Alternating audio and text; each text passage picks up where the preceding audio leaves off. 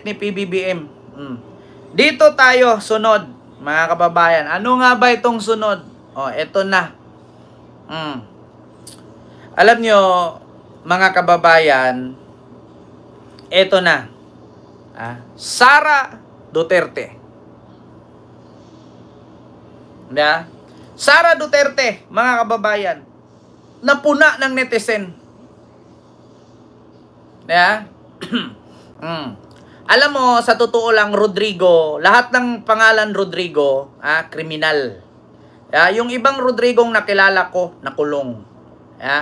Ayun, namimilipit na sa kapayatan, mamamatay na.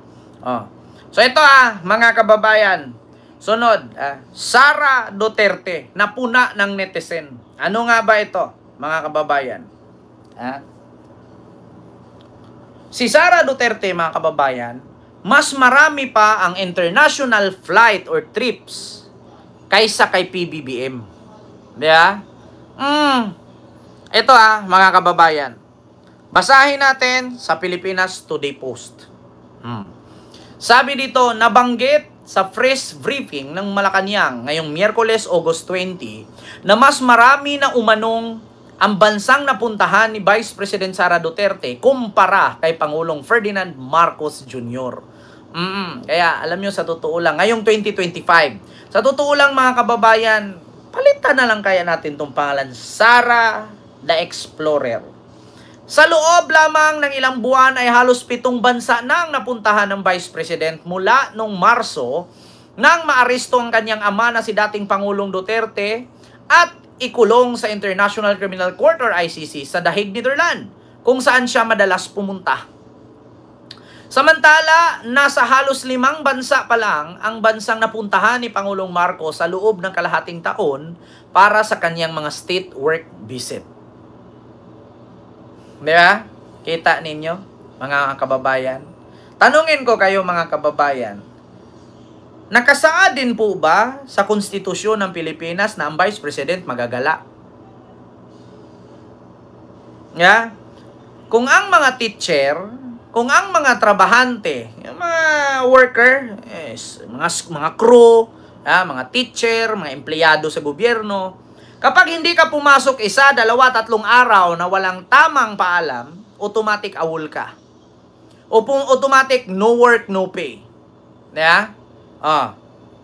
So, nakasaad din po ba sa Philippine Constitution na ang ating Vice President mag-iikot? Ngayon, mga kababayan, iginiit ni Vice President Sara na ang pag-iikot niya ay parte ng kanyang trabaho. Parte ng kanyang trabaho, ang kanyang pag-iikot. Ngayon, tanungin ko kayo, mga kababayan. Ito, kita ninyo? Mga bansang nabisita ni Sara Duterte ngayong 2025. March 12, The Hague, Netherlands. May 26, Qatar. May 30, The Hague, Netherlands. June 12, Kuala Lumpur. June 22, Melbourne, Australia. July 27, South Korea. July, The Hague, Netherlands. August, Kuwait.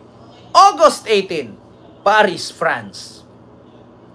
Ngayon, mga kababayan, tanungin ko kayo, ito bang pag-iikot ni Sara ay parte daw ng kanyang trabaho? Ano ba ang rason kung ba't siya pumunta? Ano ba yung laging nakalagay at karatula? Bring him home. So, parte ba ng Pilipinas o trabaho bilang Vice President ang sariling problema ng pamilya? Tanong ko lang, mga kababayan. Tanong ko lang, Sir Fidel Quilon, parte ba ng trabaho ng ating Vice Presidente ang pumunta sa iba't ibang bansa at nakasaad at nakalagay sa kanilang karatula, bring him home? Tapos ang sabi ni Sara, personal trip daw niya, pera daw niya ang ginamit niya, hindi pera ng gobyerno. Given na yon, pera niya. Given na yon, personal trip niya. Pero bakit pag tinanong siya ng taong bayan kung nasaan siya, ang sagot niya, nagtatrabaho siya? Hindi pa ba kayo nagigising, mga DDS? Hindi pa ba kayo nakarealize na budol siya? Bakit? Kapag tinanong siya saan galing ang ginastos niya, sarili niyang pera. Sarili niyang bulsa, personal trip. Pero kapag hinanapan siya ng trabaho ng mga Pilipino, ang sagot niya, nagtatrabaho siya. Sinong ginawa niyang tanga? Kapag tinanong saan galing ang ginastos niya, sa kanya. Kapag tinanong siyang nagtrabaho ba siya, sabi niya, yes.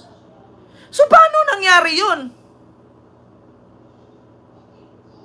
Paano nangyari yun?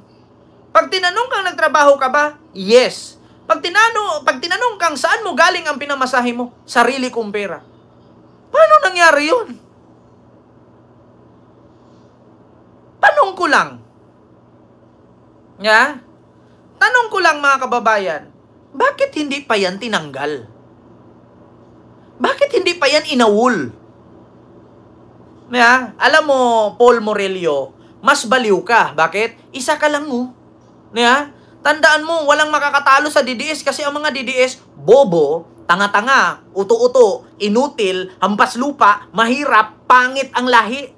7 ang definisyon ng mga DDS. Yeah? Dagdagan nyo pa ng isa. Ano? Baliw. Yeah? O, ganun yun. Raulo. Raul. Oh, full. Raul Murillo. Yeah? Opinion mo lang yan. Walang opinion sa akin. Totoo yan. Saan ka nakakita ng DDS na may utak?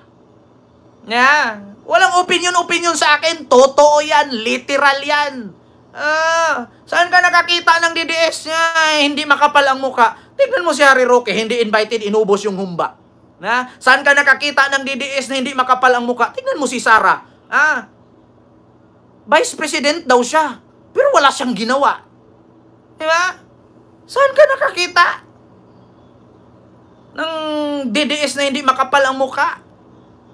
Tingnan mo na, nakulong na lahat si Digong doon. Kalibugan pa rin yung naiisip. Diba?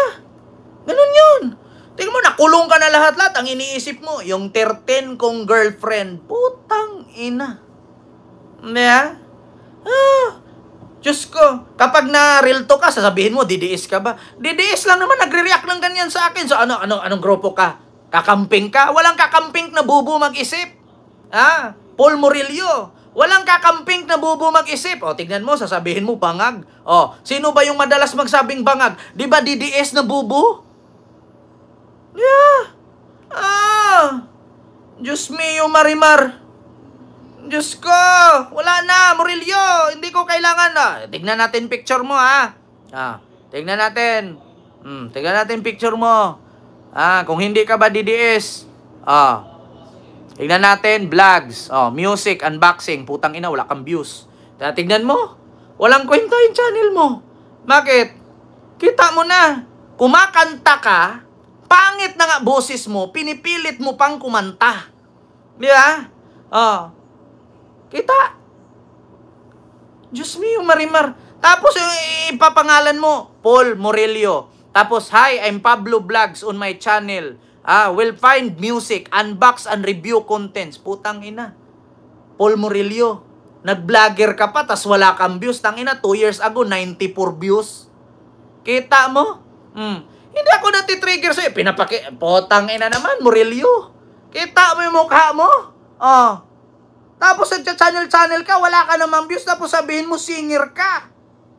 Utang inang yan. Kita mo? Kadalasan sa nagre-react dito, puro may diferensya. Tapos sasabihin mo ako, baliw ako? Naka-vitamins na ba ako? Putang ina naman. Paul Morello. Siguro pinikot mo yung jowa mo. Sabagay, pareho naman kayong pangit. Hindi na ako magtaka. Putang ina, 2 years ago, 28 views. 3 years ago, 280. Kita mo yan? Gusto mo ma-promote? Promote kita. Down mo yung channel mo dyan. Malay mo, may mag-subscribe sa'yo. Putang inang yan. Tapos tatanungin, DDS ka ba? Bakit? Porket hindi ka nag-content about politics, hindi ka DDS. DDS lang gumagawa niyan. DDS lang yung bobo. Yung hindi mo alam yung pinag-uusapan, biglang susulpot at magre-react. Ganyan ang DDS. Ba't ako iiyak? Paul Murillo. Araw-araw ko itong ginawa. Gabi-gabi akong nag-live. Yeah? Ba't ako iiyak? Tingnan mo nga yung mukha mo, kaiyakan ko. Bakit namatay ka ba?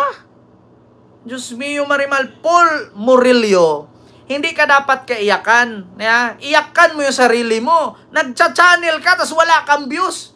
Tang ina. Nga.